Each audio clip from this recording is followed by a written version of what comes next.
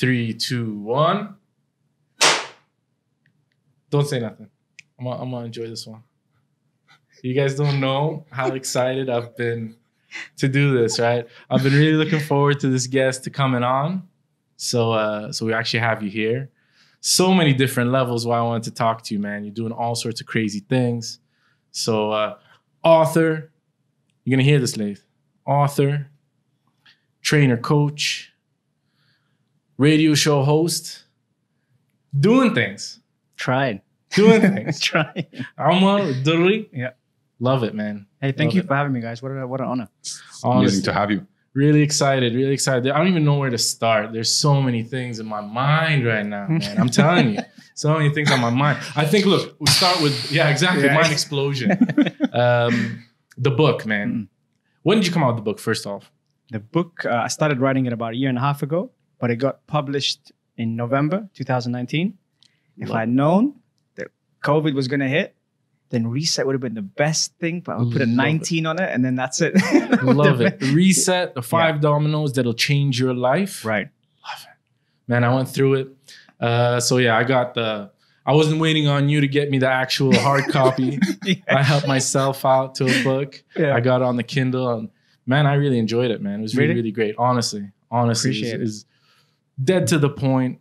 Really hit all the key things, man. Honestly, it felt like I was talking to myself. That's what I'm saying. I was really excited about it, man. Could you relate to it? It's our daily struggle. Yeah. It is literally the daily struggle. And we'll get into it, but I'm like, Laith, you know when I say that it's literally the conversations that we have daily about the grind to get up, to go to the gym. So you're talking about 6 a.m., you're half asleep. This morning I went through it. He was telling me, and I'm like, you just have to grind every once in a while. Yeah, I'm on the back to the gym grind. Nice. And I'm an early riser, so 6 a.m. Okay, so you're one of the early morning guys. Yeah. Okay. It's the only way to do it. That's how I feel. Open my eyes at 6 a.m. No, this is not happening today. Right. I close my eyes again within like 10 seconds. I'm like, fuck you, get up. Nice. I got up. Okay. And I dragged myself to the gym, and it was, I can't express how amazing that feels, that you actually overcome that voice in the back of your head telling you like, slack. Yeah. Today you can slack. And it's only 10 seconds when you reset that thought. Yeah. That's it. Because it was in the back of my head. It's something I struggle with. Right. It's something that you know what you're supposed to do. Yet you still find a way to procrastinate, find excuses. Today it's my back. Tomorrow I have something to do at work. You always come up with something to stop you from achieving what you wanted. Especially at our age. Right? Especially at our age. Yeah. You know, it's funny you say that because I interviewed the brain coach, Jim Quick, and he said something that just the light bulb when he said, we always know what to do, but we don't always do what we know. And I went, Jim, stop it. When he said that, because, and you just summed it up right there. I mean, that's the thing. Like, but what is it? What do you think it is? Listen, the brain controls everything. The brain controls everything. A lot of people talk about the physical fitness, and some people talk about, you know, the mental fitness. But when it comes down to it, the brain controls everything. The way that you signaled off there, the way that you actually said, you know what, I'm not going to do this today. And then all of a sudden, what goes through the brain is it controls, you know, not just our like biomechanics, but also our nervous system. And the nervous system is what gets you, all right, you know what, there's a twitch there, I'm getting up now. And then that's kind of what the idea of the book was, to simplify what is normally very complicated with so many opinions. And the more I studied, the more I got like confused on what was right and what was wrong. So the idea was to kind of simplify health and fitness from a holistic approach, but also from a mindset. And that was kind of why I used the domino system, because sometimes we had, for me personally, I had 4 out of 5 things that were great, but one thing that would affect all of them. And I'm like, come on, man. Like, I'm training, I'm working hard, I'm doing everything. But then my nutrition wasn't good at some point. And then the other time was, you know what? I was training, my nutrition was great, but my recovery, I was neglecting that. And then sometimes like, I need to get out. So I was always thinking, you got to reset your environment. I need to go to Thailand and train with those guys. I need to go to New York and train with those guys. And then in the end, when I thought about it, I was like, no, I need to reset my environment. Wherever I am, I'm in control of that. Love it. And that was kind of one of the dominoes. So that was the domino system, a chain reaction that normally we come across every time. We might be on point with so many things, and you do get those days. You know, those sticky days are the ones that kind of, you just go, ah, man. But those are the ones you fight through. Those are the ones that make it worth it, right? Those, like I said, today that workout is so much more sweet Yeah. because of that pain you went through to get up. And I don't know, that's just something that I think people that don't experience it or haven't experienced it won't understand it. Like, it's such a satisfaction. Not to say I'm always doing what I'm supposed to do, guys. So I gotta call that one out, right? I'm not sitting here trying to preach. Yeah. Preach on. Definitely got excited. Yeah. First thing you said, and something that really stuck with me, and I love the concept of it, and I think it's so key that you started with it at the start, which is the 70-30. Yeah. Right. Such an amazing, simple concept. Tell us. Do it. No, I'm saying it is honestly, because I want to give you give it to you, because it's such a simple thing. You let a few things rot up the rest of all the good things that you're doing, right? So you just got to stay on it. And that's why I love that concept. It is. And it's also like, we get a lot of people that overcomplicate things. You know what I mean? So when they overcomplicate it, then they say, yeah, but you're not doing this right. You're not doing that right. The whole point of even 70-30 anything is, before we get to the training, before we get to the nutrition, we see where our minds are at. Once we see where our minds are at, that's the point where we kind of say, okay, you know what, today I need to sort out my nutrition. I've got training. Let's say, for example, I'm not an early morning person like you, so I can't function like you do. So that's a skill you have. I have to train at night, because when I used to play football, I used to play at night. So my body's conditioned to train at night. That's why when we were talking, I'm like, listen to me, I'm really sorry, man, but I kind of need to train, and then I'll come to you guys. So the whole day, I'm conditioning my mind for this session at 7:30. Now, the way I eat, the way I rest, the way I work, I'm like, man, I got to get this done. I got to get this done. If I don't eat a certain way at a certain time, come training time, those 2 hours, I'm thinking, you know what? And today I was training next to someone. He said to me, Omar, man, like, I ate late today. And it's funny, you have conversations at the gym, right? And sometimes someone just says something to you, and you're in your zone, so you don't really know what's happening, or you can't process anything. But he was like, man, I ate late today. And in my head, I'm not going to start telling him, well, basically what you need to do, you know, because I got my own problems, you know? And so with the 70-30 and with the nutrition part, you know, a lot of the times we talk about nutrition, but fueling the mind and fueling the brain are two completely different things. And most of the time people say, hey, you can just eat. Don't worry about the training. You'll be fine.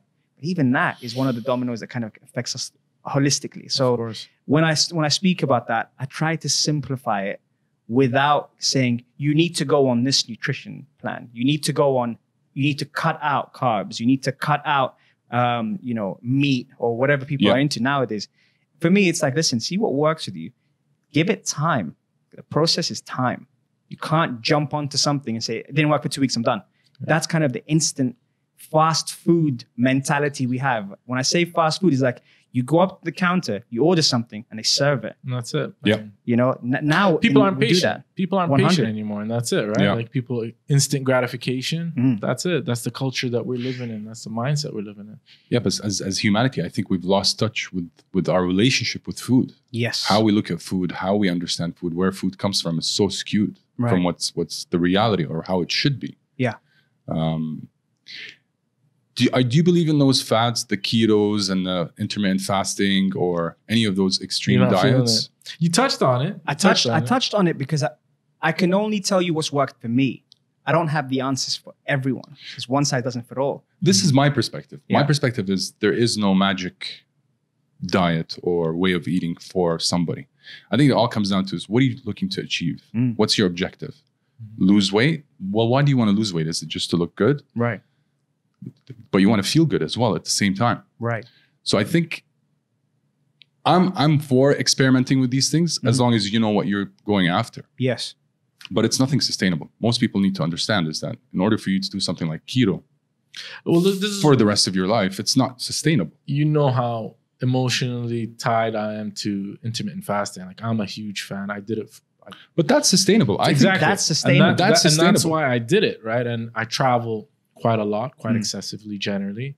And it was the only thing that could accommodate my schedule for the most part. Yeah, you know, sometimes you get stuck in meetings. You're unable to hit your 12 o'clock or 1 o'clock or whenever you decide to break your fast. Yeah. But at the least, you can still build. It's a very specific thing that you're chasing after. I'm not looking for a specific type of food. I'm not looking, you know. Yeah. Make good decisions, eat clean. I'm with you, right? That's just common sense. But just that timing element is just the only thing you really have to control. And it's so much easier than freaking keto. Keto. What are you on? 16-8? 16-8. Nice. Yeah, 16-8. Nice. So generally I'm 12 to 8 is my eating window, and then I'm off. So you must have been happy when you saw that in the book. Well, this is it. I'm like, yeah, he's talking. He's speaking to me. Yeah, exactly. He's talking to me about it. Love it. I love that. That's amazing. I like the fact that the way you position it as a coach and as a trainer. Yeah. I think that's the mindset you should have when you're looking at somebody that you're trying to help them improve their athletic ability or whatever they're trying to achieve. Absolutely. Is that, let's see what works best for you. You don't come in and say, no, you have to do this and you have to do that because it worked with somebody else. Yeah. Each person is a case by case. Mm-hmm. And the thing on top of that is, as a coach or a trainer, I think the problem nowadays, and I'm going to sound old saying this, but the problem nowadays is we don't listen before we've actually addressed the situation. We're there where someone comes up to you and says, I want a program. And as he's saying, I want a program, I pulled out a program. So there's no way I could have processed what your medical background is, correct, what experience you've had, what your genetics are, what your background is, what's worked, what hasn't. Yeah. I can go on all day before I've even presented anything to you. And you know what the best thing is? They get pissed when you don't give them something straight away. They do. You know why? Because they're like, no, we just told you. All right, I need to go away. I need to study your profile, your project, because that's what you are now. You're a project now. And I tell you one thing, just by muscular imbalances, if you wanted to be humbled, you'd be humbled then and there. Mm. Yeah. So then I'm not even talking about nervous system. I'm just talking about imbalances. I get you stand on one leg, you shut your eyes, you lift your right knee up, I see the left hip, we're in trouble. Yeah. Then you go, oh shit, he just got me with that. And I haven't even started. And that's basic assessment. Yeah. That's not even like, we're not even flying yet. So that's the thing now, is that when you have the old school approach with the new school kind of flow, people go, what a bad boy, what a bad guy, that's cool. Yeah. But when you go, no, this is what's right. Yeah. And you haven't even told me what's wrong yet. Yeah. We have a problem here. That's another one. He brings it up in the book, which is the FMS, right? Yes. Which I thought was really, really cool. Yes. It's just like an assessment brought on by some guy, Gray Cook. Yes. Amazing, man. So it's like an assessment he does he's big on the NFL. He said NFL, NBA. And just like from these set of exercises, he can determine your basic functionality in terms of your ability, your athletic ability to kind of. Yeah. And you know, some of the coaches I look up to, they're not on social media. That's the craziest thing. So they haven't even produced the content that everyone wants. And I'm going like, come on, guys, do it. Yeah. I'm looking at Mike Boyle. I'm looking at here. We've got Matt Coe. Matt Coe was designing programs for the Dubai Fitness Championships. He ain't interested in social media. Yeah. And those are the dons. So here I am getting credit for a couple of things. And I'm like, listen, guys, if you think I know a lot, look at it. But that's natural though. That's learning, right? There's no person that doesn't have someone that taught them. You have to learn somewhere. Of course. And that's it. That's life. Yeah, but that's something, who was it? I'm trying to remember. It was Michael Jordan's coach. Or trainer, sorry, trainer. Forgot his name. He's in the documentary. Yeah. He said one of the issues that he thinks with the way people are training nowadays is you have too much information online. Before YouTube, before any of that, trainers used to actually have to do the work and the research to actually get down to the problem and find out. So he thinks it's in the older days, those coaches knew exactly what you needed to do, the old school way, which is the assessment, finding out what's right for you. Yes. There is no going to YouTube and find out. There's that balance that he talks about, where I think you touched on very well there. Well, I appreciate it. I mean, like I said, like there's some people I looked up to, and I'm looking up to them and I'm thinking, oh man, genius. And I say that, and then someone goes, why? And I say, well, look at the way they've thought of it. Look at the way they've put it down before we even get to the fine print. That's genius. Genius. That's genius. Ahead of the curve. And so when I watched the Michael Jordan documentary, there was a lot of things on that. And amongst that was the coaches. But then again, you're working with a Michael Jordan. Yeah. So there's things you can bring out of him that you can't bring out of a lot of people. He's not the average Joe, right? Yeah. Like have you come across athletes like that in your career? I've come across freak athletes and I've trained with them. Yeah. And I've trained with them just to see how far off I am. And guess what? I was far. Because then for me, when I trained in other places and they will go, yo, Omar's serious. Then I'll go, nah, you don't know. Yeah, you haven't seen it. Like I had one guy, shout out to Zion if he's watching, who is one of the best trainers I've ever come across. And we met in London at Virgin Active Gym. Back in it, that's how old we were working, right? And he was coming from a pro rugby background. I was coming from a pro football background. We were both trainers at the same spot. We met for 8 months. We've been friends for 20 years. And I saw him for the first time in December after 13 years. And this guy was a freak of an athlete, okay? His conditioning was so ridiculous that we'd come to train. We boxed together because he had the power. I had the speed. He's a bigger guy. He's Samoan. To give you a couple of background on how those genetics are, right? I mean, all power to the athletes, but Samoans have some. But we stand up to the. We do. Listen, we represent. We do. We represent, right? But let me tell you about this guy. He's got a salmon cream cheese bagel 5 minutes before we're about to throw down. And I say throw down, we're going an hour. And people that know boxing, an hour on the pads is no joke. Yeah.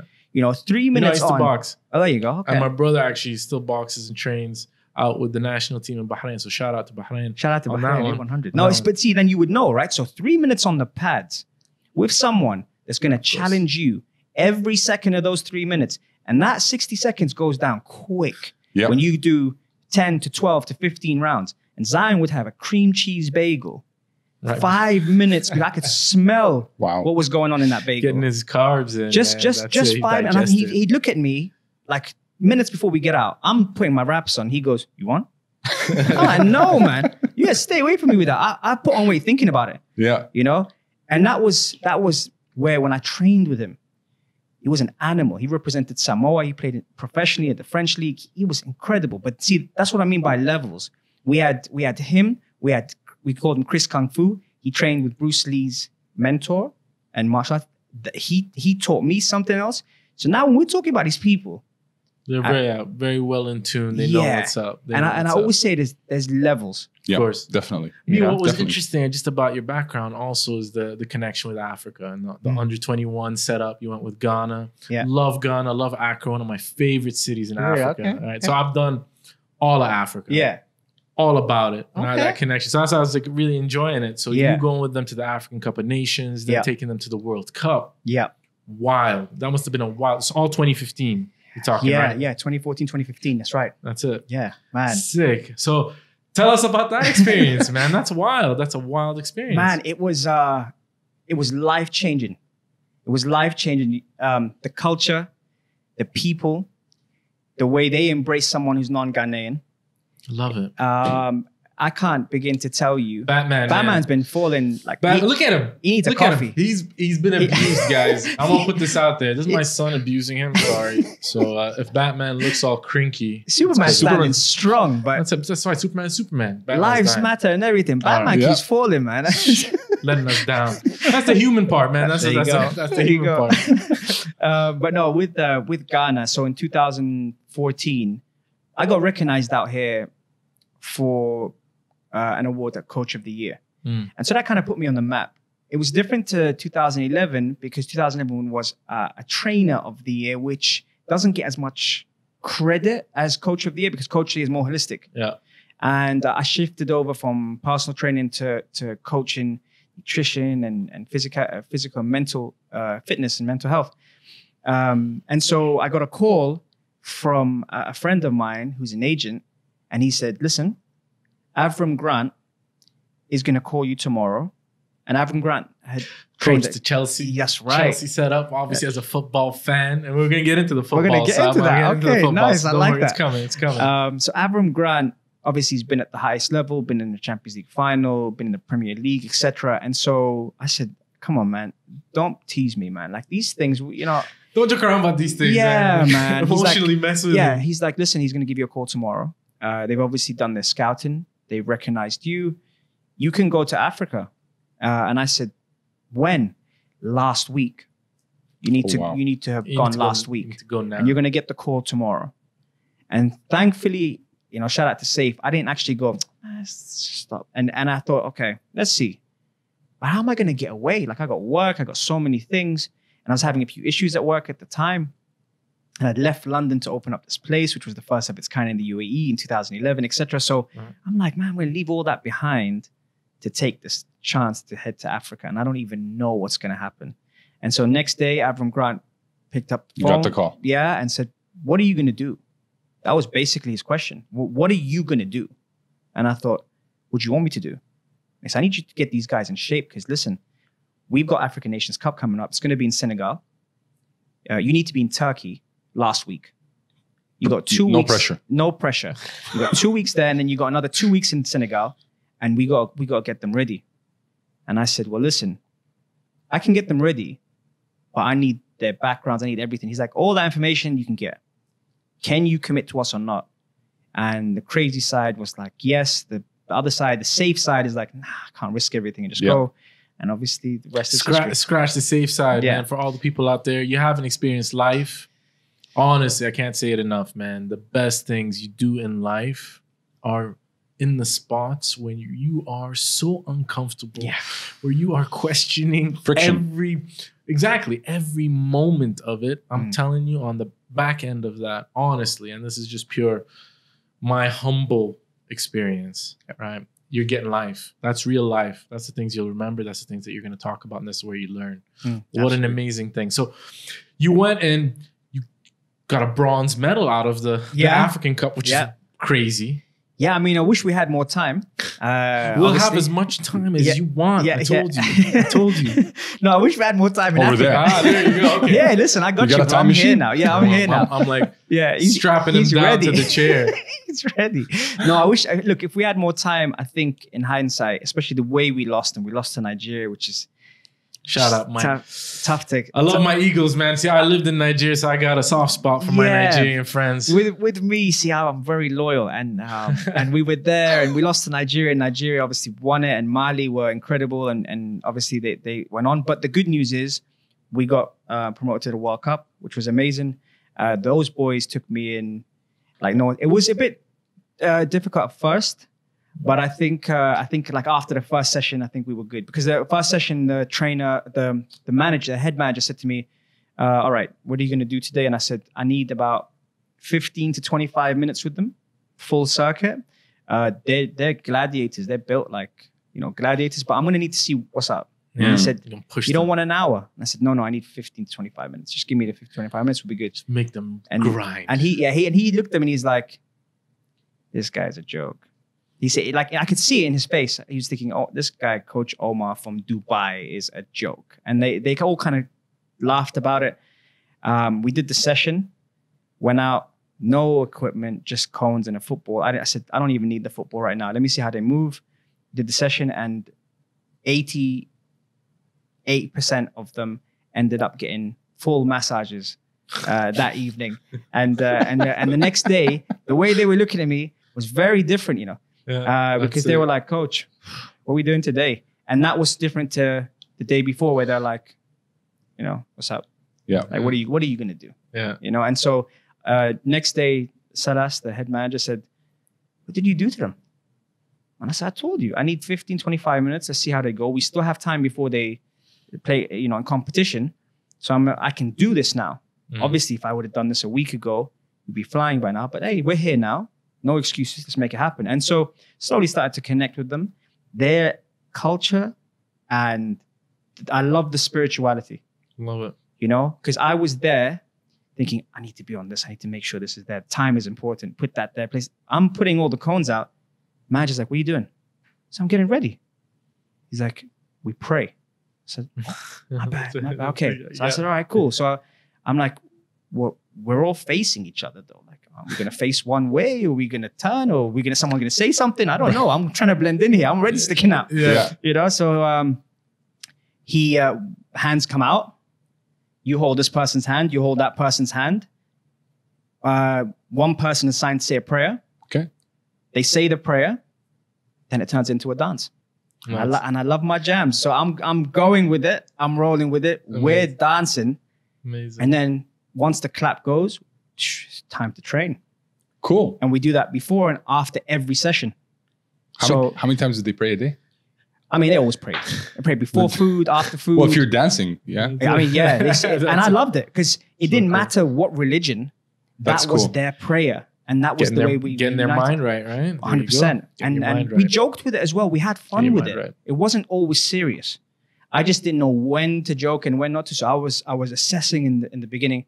And then it becomes something where they recognize you have something that you do all the time when we pray. You have something that we do all the time when we pray. So they know if you're not doing that for what you do, something's up. Something's up. And that's the way they identify. That's pretty cool. Yeah. They connect that way as well. Absolutely. Absolutely. So, and Senegal was very humbling because we're out here sometimes in this part of the world and we're thinking, we don't have resources. We don't have this.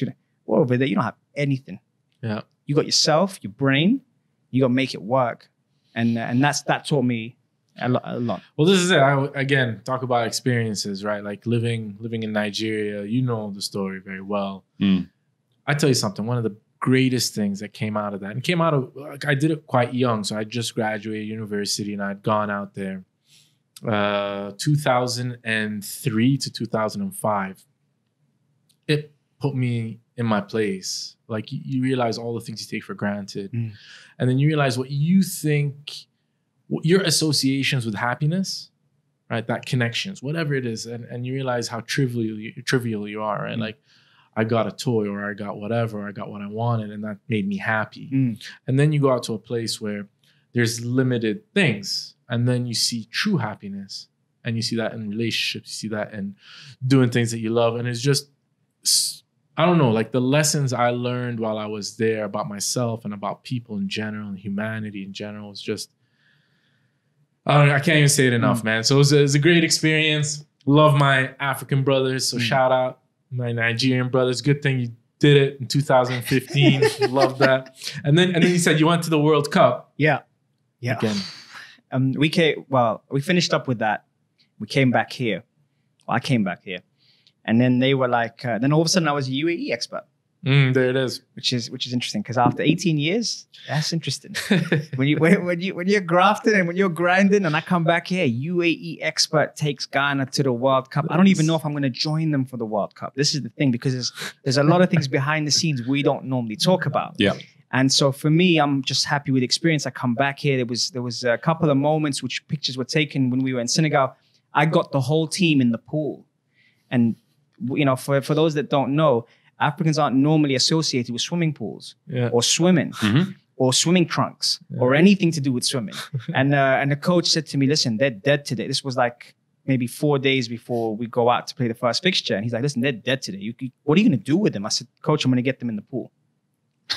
And he looked at me, he's like, no, seriously. Like, what are you going to do? What are you going to do, man? You keep putting out all these crazy things. What are you going to? I said, no, I'm serious. He's like, they don't have swimming trunks. They're going to use their boxes. It is a family resort, but hey, listen, we're going to make it happen. We need them in the pool. And he said, how long do you need? I said, today I need half an hour. He said, you can give them more time. I said, just trust me with this. So he said, okay. And I'm going to need a speaker. Ooh. So they're like, a speaker. I said, yeah, now this is when the playlist has to be on point. If I don't have the playlist on point, it's going to be whack, man. I'm going to get criticized for the rest of my life. So anyway, I say, okay, cool. So these guys are looking at me like, coach, where are we going? I said, we're going that way. And then they walk past the pool. No, come back. This is where we're going in here. They look at me like, no, we don't do this. What does this guy want right now? I mean, you aim high, but that's ridiculous. And I said, we're going in the kids' part. Don't worry. And I didn't talk to one person. I spoke to all of them because I know some of them can swim. They play in Italy, they play in France. They can't get away with that. So the ones who are raw play in Accra. I'm like, listen, I got you. So we go into the pool and they're like in the pool, like up to their shins. they're not even in hip level. I'm like, okay, you can go a bit lower. Whack on the playlist. Then all of a sudden they start jamming. They start hearing what I'm doing. And I think, all right, cool. Now this is what we're going to do. So you got one Iraqi on the top of the pool, and you got 16 Ghanaians in the water, which creates a whole scene at the family resort where everyone thinks that is like entertainment. Yeah, it's a performance. A performance. They're watching these Africans being led by Iraqi outside, and they're like, yo, this is great. You didn't put this on the menu or something. This is amazing. Great ensemble. Exactly. And they're jamming with me. I'm jamming with them. And they came out of there feeling great because we did active recovery. in the pool, and someone never done that before. So it was nice to kind of do. We don't often have a first for anything when professional footballers are involved. Yeah. And this was a first. So coming out of there, they felt fresh. They slept like babies because obviously with the water, you do 4 times more work on the water than you do up top. So there was a scientific approach, but I just whacked on the playlist and made the move. And in the end, the doctors, the physios were all spudding me. They'll say, oh man, Omar, you did our work for it. That was great. And the respect started to grow and we started to grow together. So when I came back here, images of the pool were there. Images of some of the African reporters in Senegal had taken stuff on their phone, which had been sent back. I saved some of them. I'll share them with you later. Cool. Just of us dancing, just of us being united at a place where we only have each other. Like right then and there, that's all we have. And we're up against a lot of people. And Ghanaians normally are within the top 3 to win in Africa. Every time. Every tournament. The pressure is super high. Yeah, for sure. So then when we came back here and now World Cup, I didn't even know if I was going to go. Because I didn't know, because they had some stuff they hadn't sorted out. And I had to keep a straight face and say how I felt about the experience, but maybe not how I'm going to feel if things don't go the way they're supposed to go. Yeah. And so in that point, I was excited. I came back here and I went back to the women's football team I was coaching, which is for free. And I was doing my thing and people are like, you're seriously going to go back into women's coaching in a place that don't even get the respect? And I said, yeah, man, I need to practice. Right now, I need to stay sharp. Is that long term? I ask you, next 5 years, what you want to do?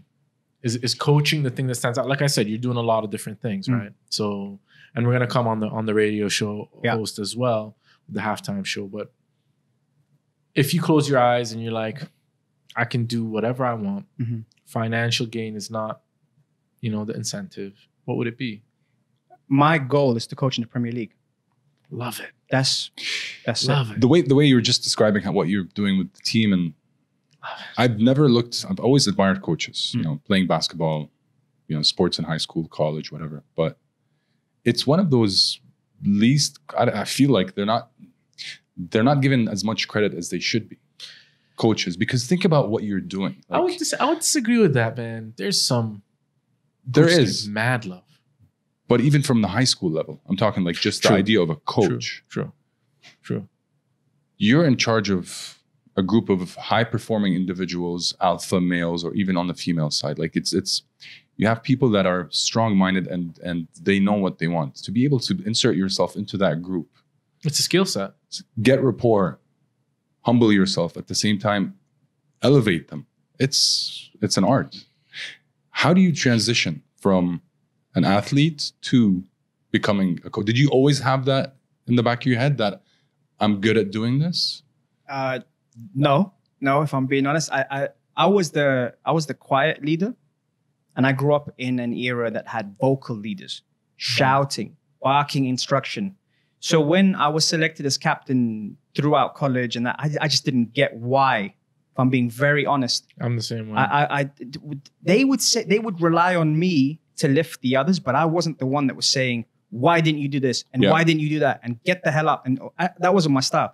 So I just didn't get it. I thought this guy would probably be better at talking than me. But then I learned that there are different approaches. But I also came to the reality that I'm not going to make it very young. So that for me was the game changer, because when I was doing my coaching badges, I was doing them with retired footballers who had already experienced it. And as a scrawny teenager, I don't even have the right to be in that room.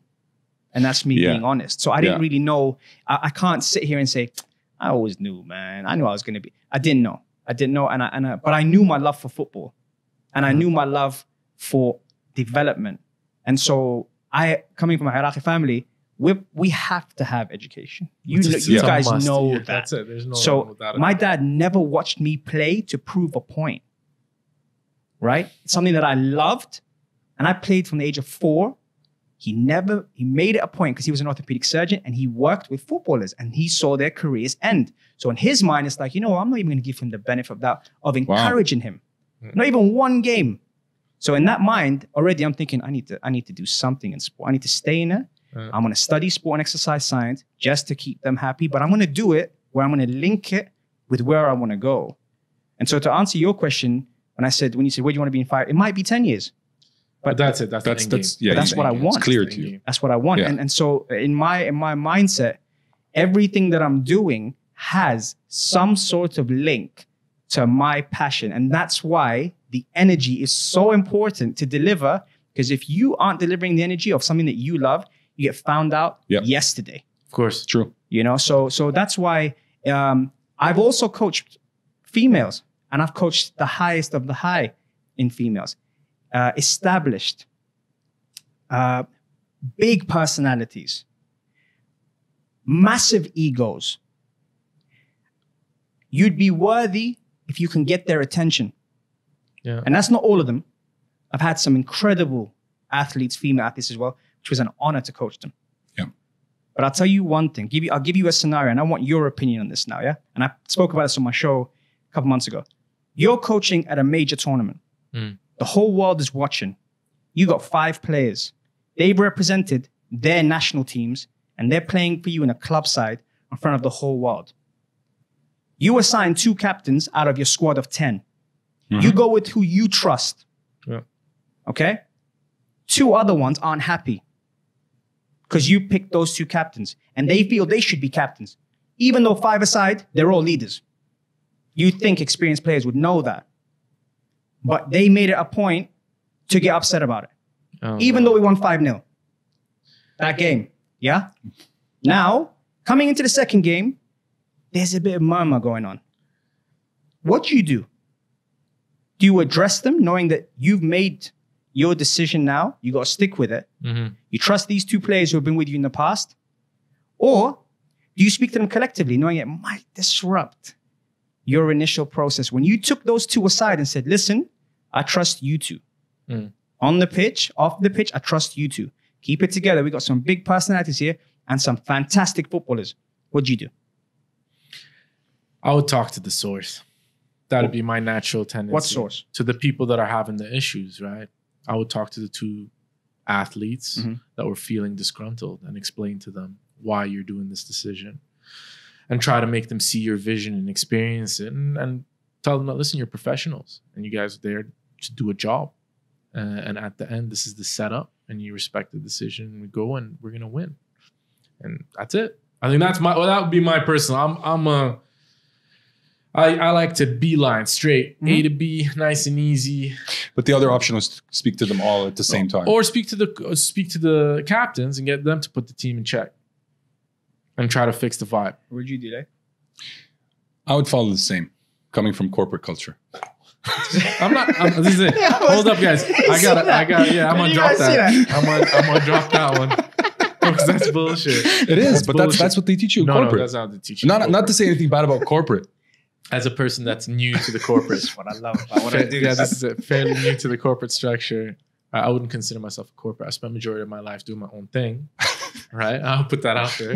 Right? I'd still make that decision. Regardless. You if there is a problem in a team, you start from the source. You find you're in the tournament now. It's televised. You ain't got that kind of time. It's Ramadan as well. Yeah. These are North African women and North African professionals. The other approach is I'm going to bench all of you and we're going to lose. Or we come together. Boom. Okay. So tell us. Yeah. We win together or we lose together. This is the team. We reached the final the year before that. We come into this, we're favorites.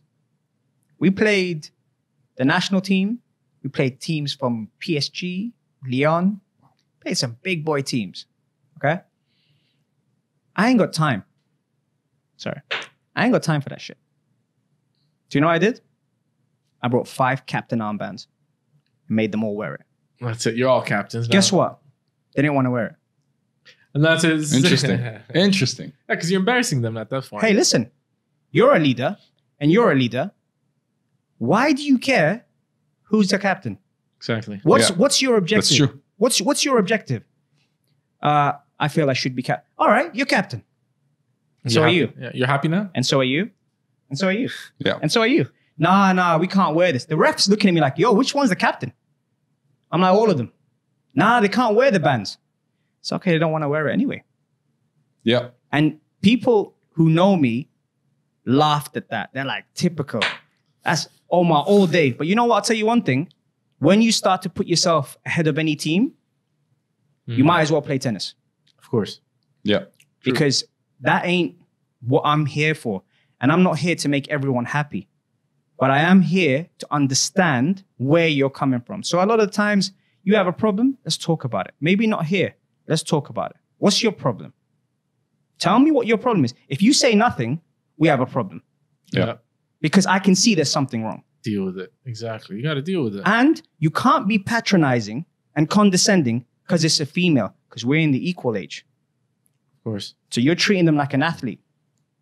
And you can't say, oh, he's too harsh. He's too hard now, man. He shouldn't be talking. No, I should be talking to them. You know why? Because you're at a level now where you're elite. Yeah. If I treat you anything less, I'm not being elite. Exactly. So that was something I had. And guess what? That same tournament, we got eliminated way before we should have. You said something very key. You said, I benched them all. I benched 2 of my star players because they weren't with me. We lost the game, and the 2 people that replaced them had actually outperformed them in the game before. So out of loyalty to you, you worked hard for me. You know what? You start the next game. Now the commentators and ex-players were so quick to jump on that. Oh, he started the wrong team. That was really wrong from coach. He should have started with his best players. Well, guess what? Those were my best players. Yeah. But I can't say that Of course not. and go, fuck do you know? What do you know about sport? I have to be like, you know what? It was a tough game. We lost as a team. You know, unfortunately, it's a fine line. What I really wanted to say, you don't know what the fuck's going on behind the scenes. Who are you to say that? And they were players that were from teams I've coached before who said to me, you're an amazing coach. That's just the nature of it, right? That's just, See? look, everyone in hindsight has an opinion. It's easy to make judgments about what's right and wrong when you see the full picture play out. Yeah. That's just natural. I think that is natural in anything that you're going to do. As a coach, you go back home, you can't sleep. As a player, you're disappointed. You get over it. Your next game is fine. You get over it. As a coach, my wife is telling me, yo, let it go. Yeah, but you're deep in it. You're 5 chess moves ahead of everybody else. Everything. And I'm thinking, not of the semis. I'm thinking, how are we going to address the quarters? How are we going to then address the semis? Who's going to be tired by the time we get to the semis? When we get to the final, these players will be ready. These players will be mentally ready. I'm good to go. Now I've lost in the quarters against a team I shouldn't have lost in, who didn't have a strategy but to frustrate the players mentally, which I'll give the coach credit. And then when I'm thinking, just because you thought that, that's why I didn't play this type of player. She's fiery. Yes, she might have scored the most goals in her league in France back in the day, blah, blah, blah. But she's fiery. She can lose me the game. So not to put her in a situation like that, I'm going to put her on when the time is just right. And then she's going to score and everyone's going to say, you should have started her. But they don't really know the 5 steps before we even got to that point. Yeah. And so there's so many things as coaches we come across, and we're the first ones to get blamed. Yeah. And no one else looks at it and goes, yeah, but you know what, to be fair. No. Before you even say to be fair, no, coach is shit. Yeah. Coach is wrong. So I don't prescribe to that, by the way. Now we're coming towards the Premier League. Before we even start this conversation, I gotta hold up. I gotta pull it back. I don't know if you noticed, I'm a very big Manchester United fan through and through. Father studied in Manchester. 58 was there during the Munich disaster, right? Legit, full on. I know you got the hint of Chelsea in you, right? Because of the where is it? No. Where's the loyalty? My loyalty from the team that I support shows how loyal I am, because they're not doing good at all. Well, this is it. That's whatever. But who are you supporting? I'm an Arsenal fan. Okay. I'm a Londoner, and I had a choice between a London team, and I went for Arsenal. So right now, I'm keeping a straight face. We have a guest. I got to be polite. I mean, everything goes on this podcast. We're okay. Don't be polite now. Batman dropped and everything. So exactly. Batman knew we were going to talk about Arsenal. That's why he dropped. Yeah. No, I mean, I'm a diehard Arsenal fan. I've been an Arsenal fan all my life. I don't know how to jump teams, and I stick to the team I grew up watching. This is the way. This is the way. See, I've committed through a tattoo. So I have a tattoo of United on my calf. What you got? Just the The devil. Okay. Yeah, so just put it out there. Just the devil. In case you didn't know, he got By the the devil. way, With a pitchfork. By the way, it's a really good way to eliminate any sort of sketchy people, right? So anyone that's gonna judge me is gonna judge me on that. I kind of have a natural filter, so I kind of like it. But yeah, I'm like you. We're all in at this point. You had the Invincibles. Yeah. We had obviously the reign of the greatest coach in Premier League history. Correct. So we enjoyed some good times. I'm interested in seeing where you're seeing all this going now. Like Liverpool, obviously, mad respect. Is that hard for you to say? You took some No, time. look, I'm as a no. I listen as a sportsman. He just proved he's a United fan. No, yeah, because the way he gulped that's a pure. tough one. If anyone doubted tough he ain't one. got the tattoo on his calf, that in itself is justification. My man right here is a United. I'm telling you, and look, I'm very conscious that we have people watching, so I'm putting it out there. You got to respect the way that they play football. Yeah.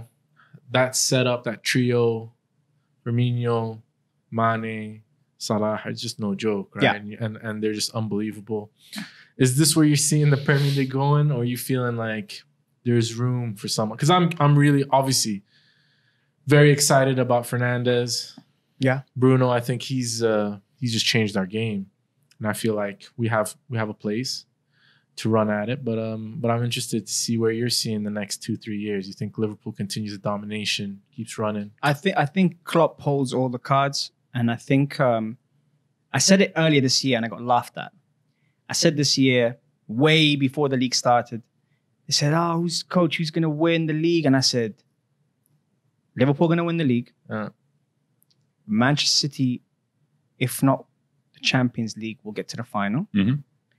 And I said, there's things I was watching in stylistically behind the scenes that I thought I haven't seen that before. And for me, who studies all the time different coaches, like my favorite coach isn't a mainstream coach, or not considered to be a mainstream coach, because he's not at a top club. Okay.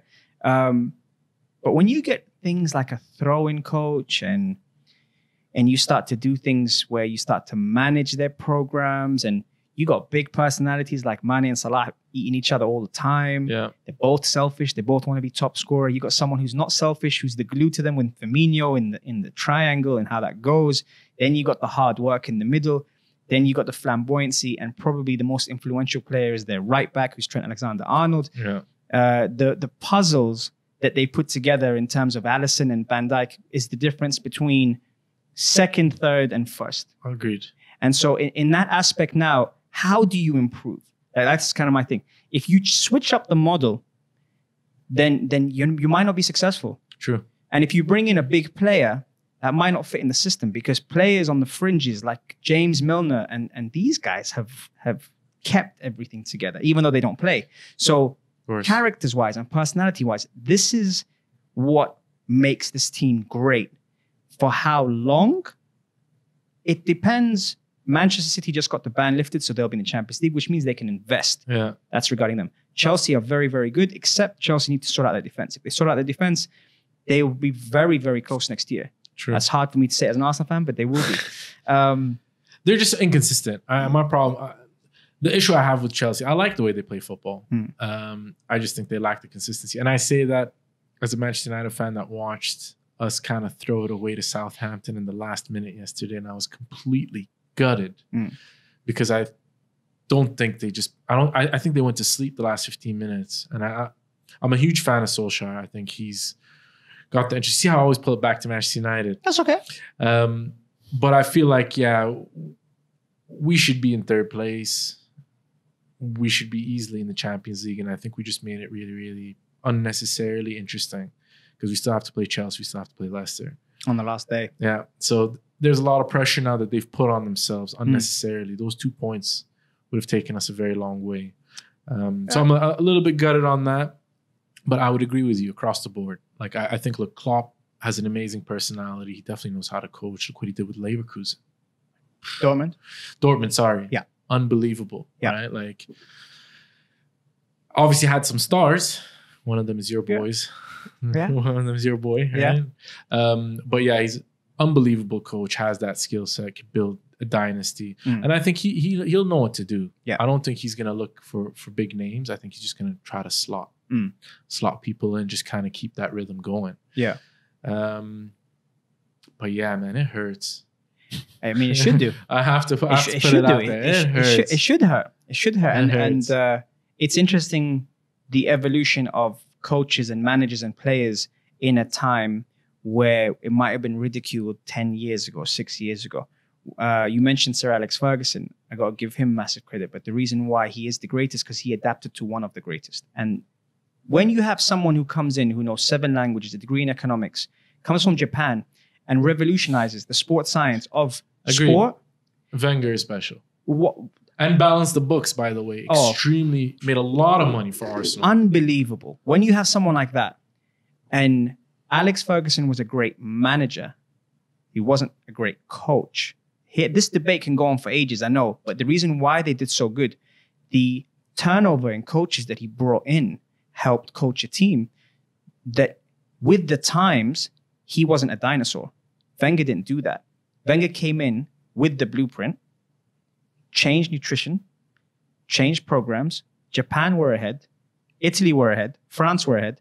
And he came on board in 96 and switched up everything. Yeah. Alex Ferguson was the greatest because he looked at this French guy and said, this guy's got no right. Love it. No right to change and revolutionize the English league. I need to do something. And when Wenger won the double, Fergie won the treble. And it carried on because he thought, I can't sit here. When he comes on and changes the snacks at halftime, people are like, get this guy out. What's wrong with this? Get this French guy. He looks like a librarian. Get this guy out now, right? Ferguson did so much for the game that now, even winning the league with the players he had in his final season, it was unbelievable. It's a crime. Honestly, it's a crime. So just saying that, nowadays, if you finish in the top 4, that's like a trophy. Of course. But when Wenger was doing that and he said it, people were like, no, it's not. You're just crap because you don't win things.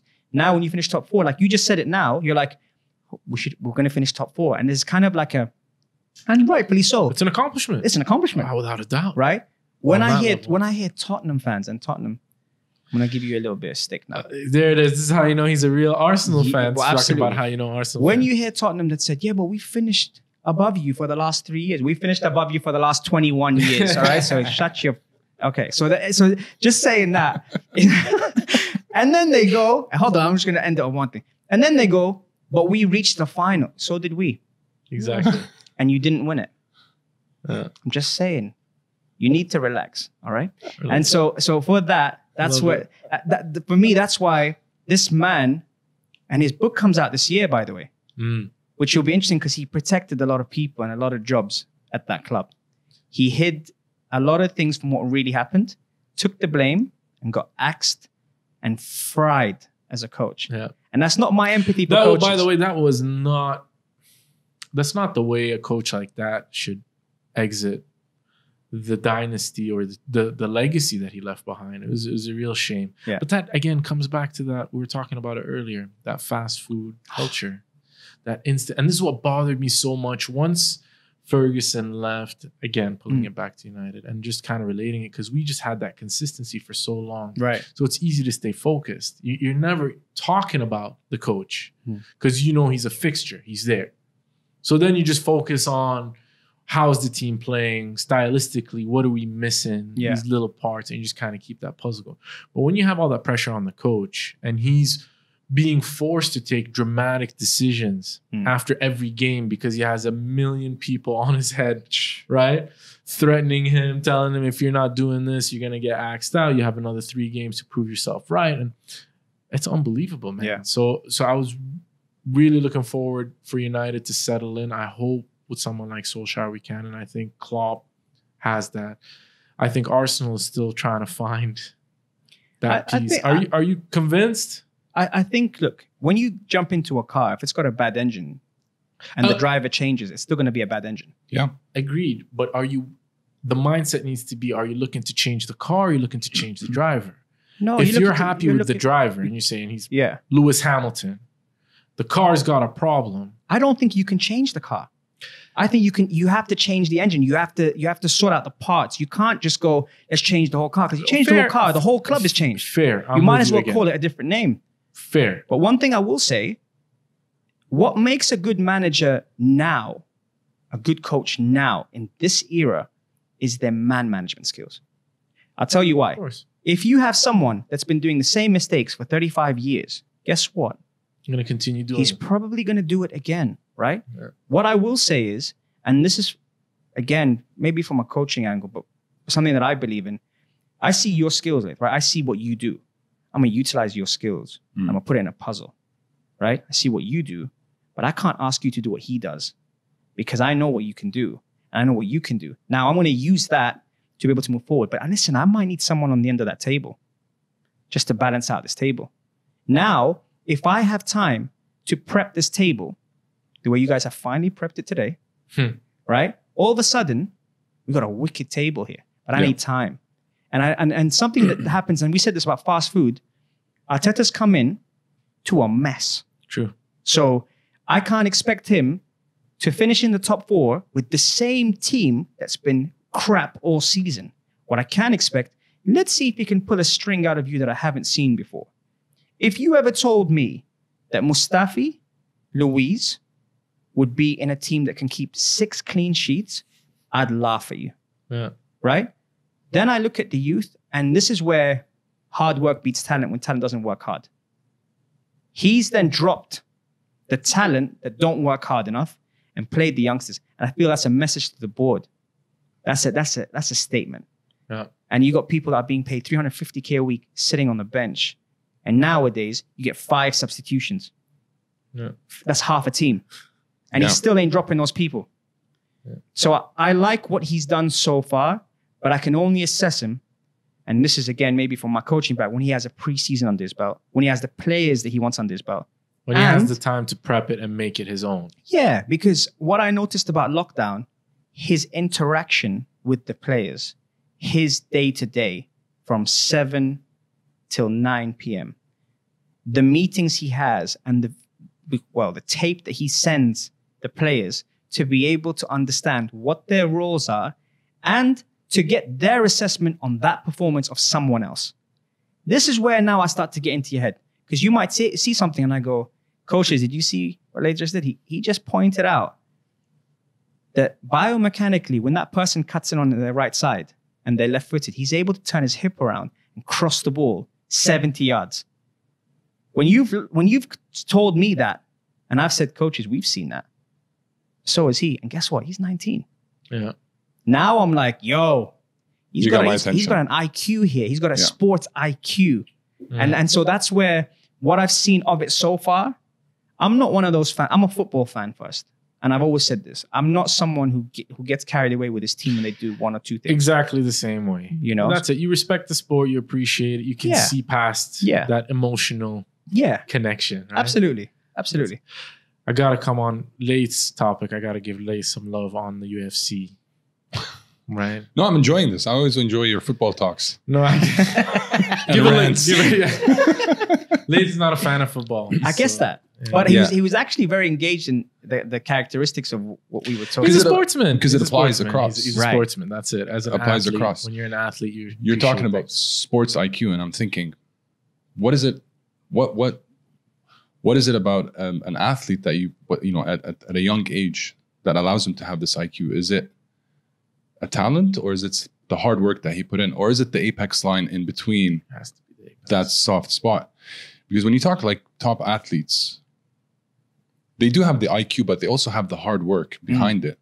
You know, when somebody like basketball, for example, Jordan, when 99 versus 100, 3 seconds left, it's the playoffs. I think it's against the Cavs. The coach was trying to think of the play, what to do.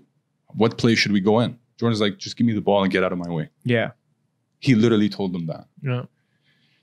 The shot that he took, that shot wasn't made in that game. It was made 100,000 times in practice. Obviously, yeah. Putting himself through that, like you were saying, that he knows about his left turning and that player having that IQ, I think putting himself in those moments and in those spots to say, when this happens, I'm going to be ready for it. Yeah. I'm going to nail that shot. I'm going to hit that ball or whatever I'm going to have to do. Yeah. They've practiced and practiced and practiced and practiced. Yeah. True. And it's very interesting. So it applies to football, it applies to anything in sports. But I think it's that, you said it rightly, that apex. I think that is what makes the phenoms, right? The GOATs. The GOATs. For me, like a Cristiano Ronaldo or a Messi, it's a combination of the hard work and gift of God, right? Which is the genetics, the setup, the body type. There's all sorts of, like LeBron James, just a freak of nature. Could be a top class athlete in literally any sport. And we come to the UFC. If he's a UFC fighter, he's John Jones, right? He's that kind of character. Big, long, lanky, strong as a bull. And if he has that kind of work ethic, he's just going to be smashing people. Interesting question that just came to my mind. If Ronaldo didn't have the coaches that he had growing up, would we still have a Ronaldo? Due to his work ethic and his ability to learn, yes. The reason why is because when it comes down to these athletes that you guys have mentioned, we go basketball, we go UFC, we go all these people. One of the things that stands out is the sympathetic versus the parasympathetic and the way we handle pressure. The moments that we handle pressure is through fight or flight. When it comes down to fight or flight, it's really how, if something happens and you react to it instantly, if you haven't done it 1,000 times, then you might react a certain way. But when you've done repetition after repetition, you're then able to register what's happened, digest, relax, and act. Exactly. And that's the difference between the two. So we're going into mindset now. We're going to the LeBron James, the John Jones, these phenomena. The reason why is because if John Jones gets taken down, which hardly happens, but if he gets taken down, he's in a position where this guy's 300 pounds or 400 pounds on him. He's able to say, I've done this. I've sparred against fights. I've grappled with some of the best. I know the next 3-4 steps that might happen, worst case scenario. So I'm able to not get caught up with what's really happening in real time. And I had someone that came on who was really into the neuroscience. And I was so fascinated with this woman because she's never done social media. Shout out to Hiba if she's watching. And she was talking to me about this, and I was just sitting there going, yeah, what else? And she was telling me how they're doing. I was thinking, keep going. And we only had like an hour, but I was there going, see, that makes sense. When you freeze time and you're able to digest what's happening, you can probably get out of it quite nicely. But doesn't that come down to reaction versus reflex? To some extent. But your reaction at a composed level becomes the result. As a reflex. It's just that your muscle memory, your conditioning. Of course. Correct. There's no thought about it. When like you look at fighters or even basketball players, their reflex time of how fast they can respond to something. It's something that humans have, which is amazing. I've always been amazed as if I throw a ball at you, without even thinking, you're going to put your hand here and you're going to catch that ball. You don't need to calculate. You don't need to like guesstimate. It's bang on. You're going to catch it. Right. And that's something I think comes from practice. Yes. Is that you're no longer having a reaction, you're having a reflex. Correct. And how the brain anticipates that. Because if you threw that at a boxer, they might move out the way. Yeah, exactly. That's true. Right? They might move out the way. Because they're conditioned. Because they're conditioned. If you at a baseball player or something, they'll catch it. My brother, he'll catch it. Because the baseball, although he's a boxer, he started playing double A baseball, which is kind of decent level when we were in Canada. Where is he, man? He's in Bahrain, man. So shout out to the other Laith. So yeah, his name is Laith as well. Nice. So man, and he's taller than this Laith. So imagine like he's big Laith. He's the big Laith. He's the proper. I wouldn't call you baby Laith either. He's the just don't go. That's it. He's the big Laith is the OG one. Man, I'm just trying to think now. Like we've done a good amount of time. I still got to show and give you a little bit of time on your show specifically. Right. So this is what you're doing right now. Pulse 95, the halftime show. Yes, so tell the people about that, when they can catch you, what you're doing, and get people on that, man. Because I really enjoy it. I really, really do. So thank you. Yeah. Well, you know, it's something that came out of nothing in terms of me being a radio host. Again, these things, it's very easy to, when you're in there, you go, yeah, man, of course. No, it wasn't that. I was a guest on Pulse 95 for a month, being a football expert for them. And I was doing that just as a guest, and it wasn't paid anything. I was just showing up and I was giving them my 2 cents on what was going on. And Sally Musa, Omar Al-Duri, and Sarah Al-Madani, those are the 3 that brought me on. So I appreciate those people. And they brought me on and everything, and I did a month of it. And they're in Sharjah. I'm in Jebel Ali. I'm taking that drive every single That's a hike and a half. Yeah, exactly. And then so I was doing that, and that was all cool and everything. And then I thought afterwards, the boss, shout out to Yanis, he said, I like this guy. This guy's got a bit of a personality. I like him. And he looks more Arab than anyone, but he doesn't talk Arab. I like him. Nothing wrong with talking. He's the perfect hybrid. Yeah. And I was like, I said to Sally, I was like, oh man, like, come on, don't gas me. Like, you know, I'm okay and everything. She said, no, like, speak to him. So I went one day past his office. How you doing? Yeah, I'm Omar Al-Duri. How's everything good? Yeah. And he's like, hey, listen, I like you, man.